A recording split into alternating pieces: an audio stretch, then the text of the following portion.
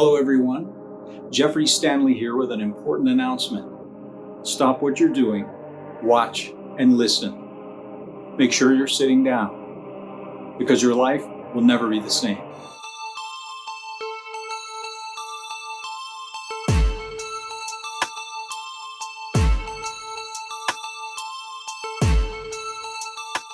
First off, I loved M3GAN 2.0. It was hilarious, it was scary, I had a blast watching it. And I thought, oh, it's like Terminator 2. About 30 minutes into it, when you realize M3GAN is the quote, good guy, unquote, this time around. And I went, oh, like Terminator 2, like lots of other people. But I noticed something else that no one's talking about. And I noticed it right from the start of the movie. M3GAN 2.0 continually riffs on Naked Gun from the Files of Police Squad, the 1988 original starring Leslie Nielsen.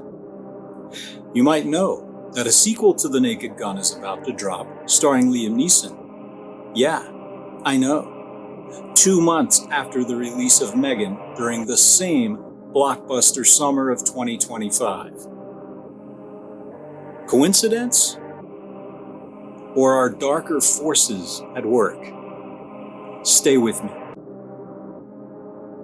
First, here's the opening to NG88.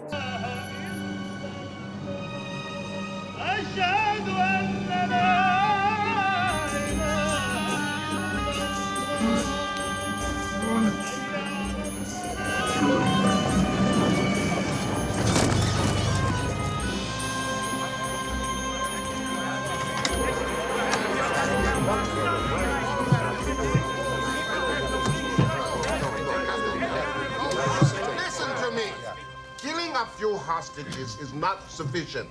The Americans must be made to suffer. We must humiliate them. You do not go far enough, General Amin. We must strip their entrails out and drag them from here to Damascus until they include us in the peace process. No, nonsense. The solution is not bold enough for Libya.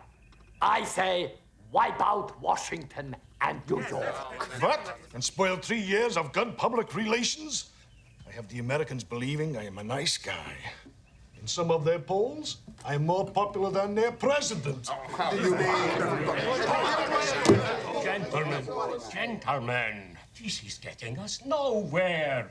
If we do nothing else this week, we must conceive at least one terrorist act that will show all the world that the United States, the great Satan, is but a paper tiger, a weak nation, of weak people, a people ripe for destruction, cowards no longer willing to fight.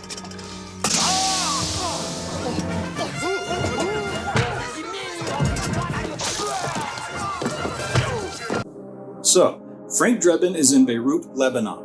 He infiltrates the bad guy's lair dressed as a tea server. Then he breaks bad and takes them all out. Here are some stills from the opening to M3GAN 2.0, set on the Turkey-Iran border in the same region of the world, in which Amelia, an AI super soldier, infiltrates the bad guy's lair dressed as what? A tea server. Then she breaks bad and takes them all out.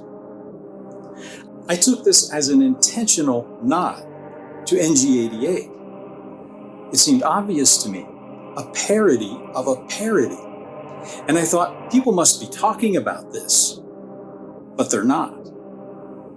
I thought, okay, it's just a coincidence. But then it happened again. In NG88, a major story element is Frank Drebin's knockout darts, which he can shoot from his cufflinks and make somebody lose consciousness for a few minutes. One more thing, Frank. You see these cufflinks I'm wearing? Well, they're not just cufflinks. Each one fires a single pin-sized dart that knocks out your victim for a few minutes, but does no permanent damage. Here, let me demonstrate on Ed. Huh? Why? Whoops.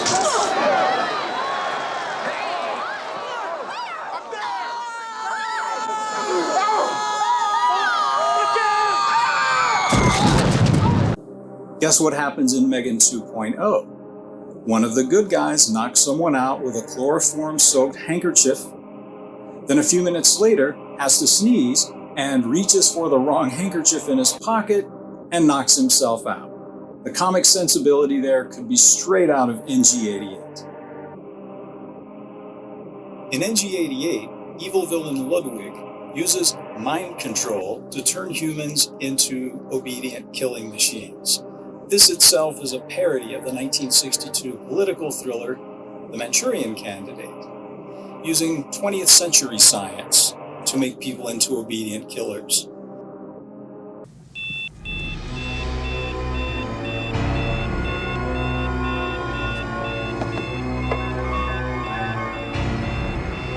I must kill Papschmeer.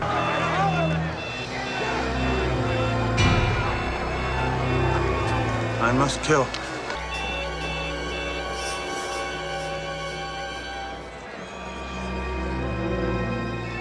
I must kill Frank Drebin. In M3GAN 2.0, same concept. 21st century science is used to turn people into obedient, mindless killing machines.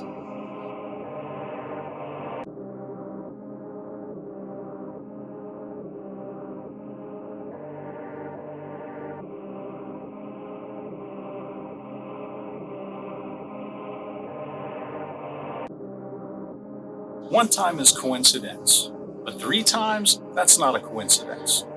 But am I right? Let's dig a little deeper. M3GAN director Gerard Johnstone wrote TV comedies before this, and he directed horror comedies before the M3GAN series. Naked Gun co-writer and director David Zucker was a comedy writer, comedy director, who directed 2 horror comedies for the Scary Movie franchise. But do they know each other? Is there any evidence that Gerard Johnstone and David Zucker have ever communicated? Have they ever even been in the same room together? Sadly, no. So my conclusion, coincidence? No. Conspiracy? No.